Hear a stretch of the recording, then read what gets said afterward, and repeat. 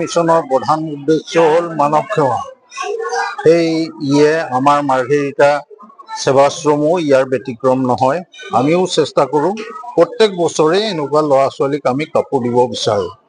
দুখীয়া ল'ৰা ছোৱালীক কাপোৰ নাপায়, ধনী ল'ৰা ছোৱালী বা আমাৰ ল'ৰা ছোৱালীবিলাকে কাপোৰ পিন্ধে, তেওঁলোকে নাপায়, তেওঁলোকৰ দুখ হয়। সেইটো আমি সমাধান কৰিবৰ কাৰণে আমি ইয়াত কিছুমান সহৃদয় মানুহৰ পৰা চান্দা কালেকশ্যন কৰি আমি এইবোৰ দিবলৈ চেষ্টা কৰোঁ আৰু সকলোৱে আমাক ইয়াত সহযোগিতা কৰে। এই আমাৰ উদ্দেশ্য।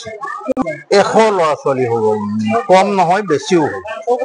ধৰি ইয়াৰ যিমান ওচৰে পাজৰে যিমান আপোনাৰ চেগুনবাৰী, মাৰ্ঘেৰিটা, তাৰপিছত আপোনাৰ বৰগোলাই, তাৰপিছত বাগান, নামদাং, মাৰ্ঘেৰিটা, এইবিলাক বাগানৰ যিবিলাক ল'ৰা ছোৱালী, দুখীয়া ল'ৰা ছোৱালী তেওঁলোক আহিছে, তেওঁলোকক আমি প্ৰদান কৰিছোঁ।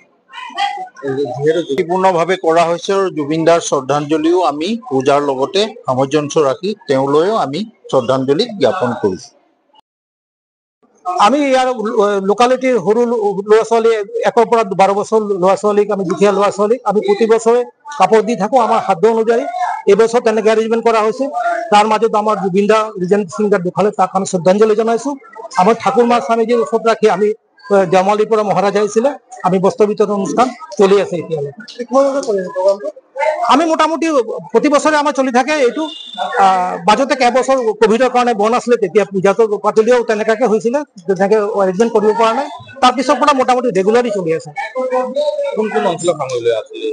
আমি ইয়াৰ পৰা এই নামদাং, মাৰ্ঘেৰিটা, বাগানৰ যিবিলাক ওচৰ পাজৰ যিবিলাক আছে, ইফালে ভিনাৰ মিলৰ পৰাও যিমান সৰু ল'ৰা ছোৱালী যিবিলাক দুখীয়া ল'ৰা ছোৱালী আমি নাম কালেকশ্যন কৰোঁ, আমাৰ মানুহ আছে তাৰ পৰা কালেকশ্যন কৰি দিয়ে, একৰ্ডিংলি আমি তেনেকুৱাকৈ কাপোৰ বন্দবস্ত কৰোঁ, তাৰপিছত ডিষ্ট্ৰিবিউট কৰোঁ বয়স অনুযায়ী 1 পৰা 12 বছৰলৈকে ল'ৰা ছোৱালী, সৰু ল'ৰা ছোৱালী।